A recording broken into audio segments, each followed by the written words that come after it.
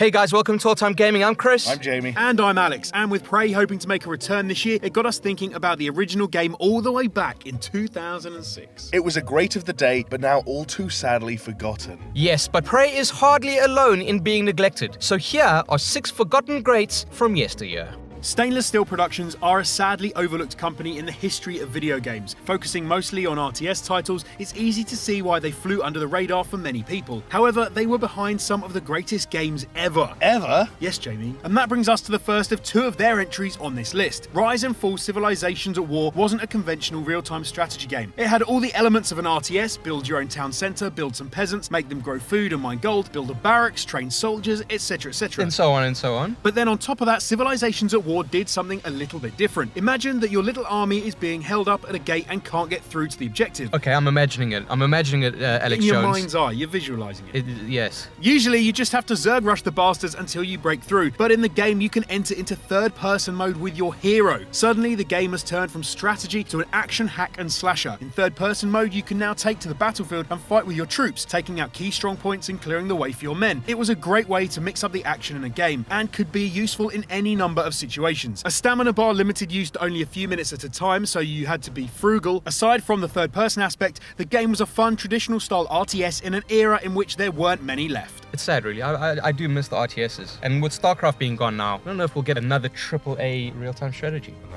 it's all about the MOBAs these days. Yeah.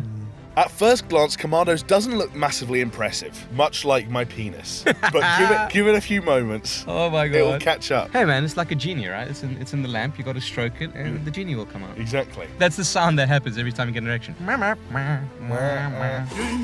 a friend like me.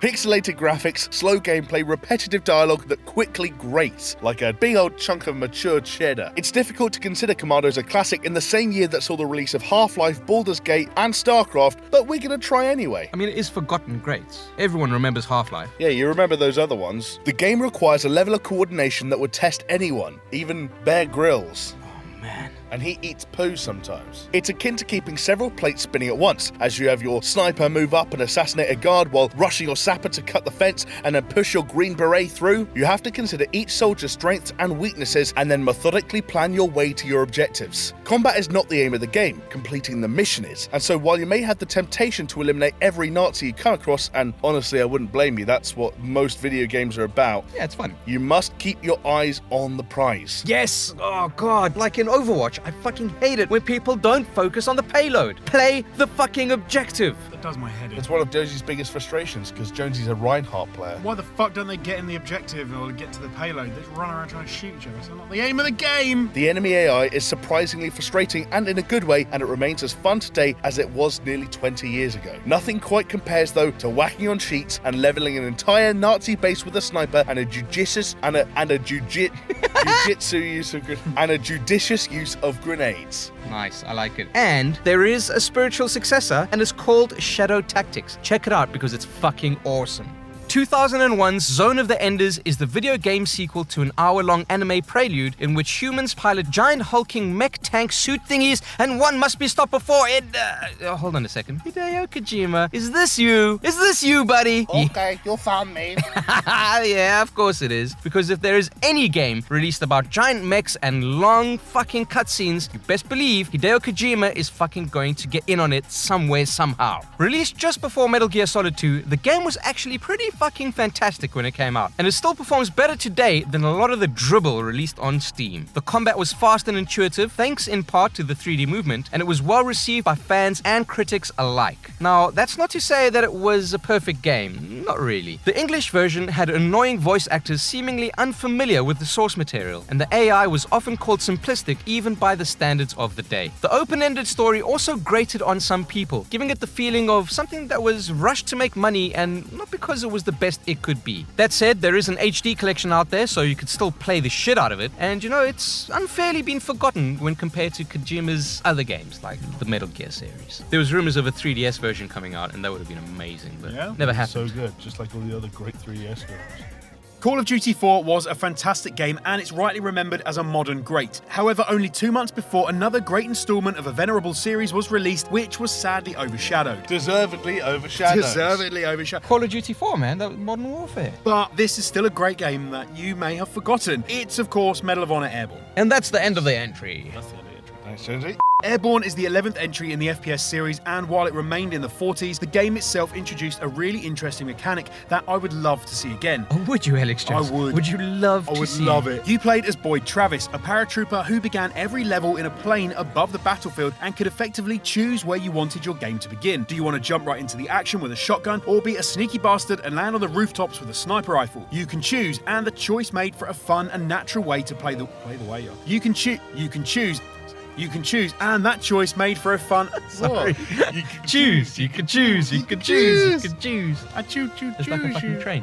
You can choose, and that choice made for a fun and natural way to play the game. Unlike Call of Duty, which often just handed you a gun and said, fight this way, Airborne allowed you to deploy and achieve your objectives in whichever way suited you. The leveling up of weapons, the health system, the difficulty curve, it all worked. Of course, that doesn't excuse some of the flaws. The AI was predictable, it's a bit short, and the soundtrack was so American, you could practically taste the tears of patriotic joy as they rolled down the cheek of the trumpeter. But these are minor issues, and it's still available on Steam, so, why not go and maybe check it out? Yeah, I'd say it's worth it. I'd buy it. When you think of BioWare, you think KOTOR, Mass Effect, and Dragon Age, right? Yeah, I do. The old favourites. However, there's another game of BioWare's that is every bit as fun as KOTOR, but has been sadly forgotten. Go on. Jade Empire, which is totally not set in China, takes place in the town of Two Rivers, where your unfortunate arse is being trained by Master Li before being attacked by an assassin serving the Emperor of the Jade Empire. Oh, you're intrigued, I can tell. Thus kicks off a grand adventure as you travel to the Jade Empire to find out what the fuck the attack was all about and whether he could just piss off, please, if he would kindly. The game became a huge hit. A unique setting, compelling characters, BioWare's trademark excellent writing, and an RPG system that made playing and leveling up enjoyable as opposed to a tedious grind. The only real criticism leveled at it was that it was criminally short and that BioWare soon forgot about the title as it went off to explore space again with Mass Effect. Not that we're saying that Mass Effect is a bad thing, but perhaps the team looking at Dragon Age could take a short moment to look at Jade Empire again, because we'd all really appreciate that over here. Yeah, a new Jade Empire game would be amazing. Hell yeah. Right, guys, well, we started with stainless steel. We're ending with stainless steel. And that's stainless steel, in case you didn't hear the... Yeah, tell us all about your new kitchen. It was stainless steel. Nice. Now, we've already mentioned that they made solid RTS games, but we didn't mention that they made perhaps one of the best in the business. I'm talking about Empire Earth, second only to Age of Empires 2. Unlike Age of Empires 2, though, Empire Earth not only spanned the entirety of human history from prehistory to the space age, but did so with 3D graphics. That may not sound all that impressive now, but for the time, almost all strategy games made use of sprites to allow for the sheer number of characters on screen at any one time. It also included the morale feature, which made warfare much more about strategy and outflanking than the usual point-click-kill affair that was usually going on at the time. The campaigns were solid and story-led, with the Russian campaign standing out as being inventive and interesting when set against the other historical narratives. Now, yes, it was released 16 years ago, but it still looks acceptable to this day. 2 sequels were produced, but, stainless steel, they were kind of going downhill. Look, I mean, the sequels were solid, of course, but for my mind, the best is still the original. So that's our list of games that we think are forgotten greats. Do you agree with what we've said? Let us know in the comments down below. And as always, hit like, hit subscribe, hit the little bell to turn on notifications. Just hit every single button. And if you guys enjoyed this video, why not check out our list of overrated retro games and learn to hate us all over again. But we will hopefully see you next time. Goodbye. Bye.